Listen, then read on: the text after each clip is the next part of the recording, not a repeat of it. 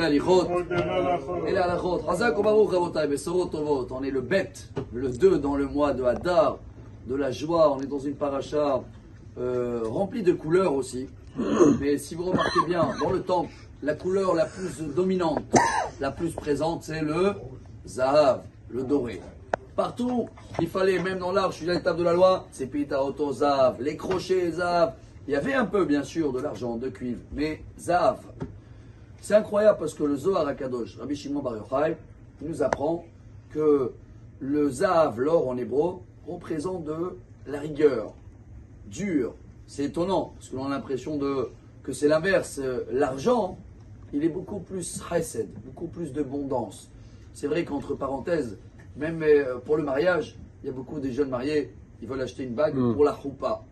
Alors, s'ils vont demander à madame, oh, bien sûr qu'elle va choisir quelque chose de très beau, s'ils vont demander à des rabbins qui, selon la Kabbalah, selon ce Zohar, ils vont leur dire, écoute, pour la choupa, ce serait bien d'avoir une simple bague lisse, parce que comme ça, après, il n'y a pas tout est lisse, mais en argent, parce qu'en valeur numérique, Kesef en hébreu, quand tu marques Kesef, il y a Kaf, c'est 20, Samer, 60, Pei, 80. Donc, ça monte.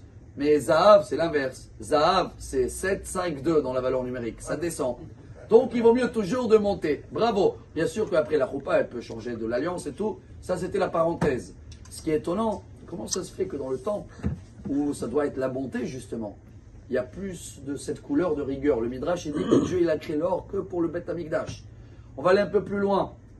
Le trelet, la couleur qu'il fallait avoir dans le tzitzit. Jusqu'à aujourd'hui, on a qui ont dans le tzitzit un fil bleu. Et il y a les autres 7 fils qui sont blancs. Le blanc, c'est l'abondance. Le bleu, c'est la rigueur. Mais c'est le bleu qui l'entoure. Tous les fils qu'on attache. Donc, j'essaie de comprendre aujourd'hui pourquoi il y a beaucoup de rigueur qu'elle entoure la bonté qu'elle est à l'intérieur. Pourquoi les arches, la Torah, elles se trouvent dans le bois, mais entourées de rigueur, de l'or. La réponse, elle est très belle pour nous, Rabotai. Vous vous rappelez l'histoire qu'on a racontée? Elle est vraie. C'est un grand donateur, qu'il aidait beaucoup les gens, les familles pour Shabbat, pour leur donner tout ce qu'il faut. Il y en a un, quelqu'un, il arrive vendredi.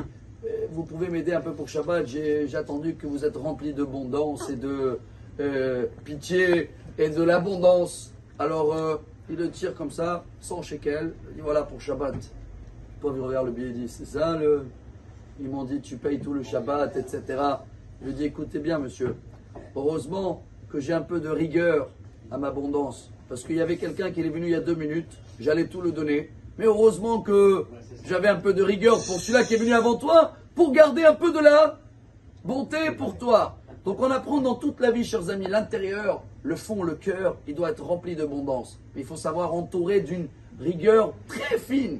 Une rigueur, c'est ça la couleur dorée. Hein. Savoir tout calculer. Parce que si c'est que de l'abondance, après on t'écrase. Et après tu n'as plus le temps pour donner un tel et pour la famille. Donc il faut savoir toujours calculer à qui donner, à quel moment, comment, combien. Ça s'appelle l'or qui l'entoure la bonté. Voilà pourquoi il y avait beaucoup de l'or dans le Mishkan. Voilà pourquoi ça va être, si je veux, une journée en or. Bonne journée.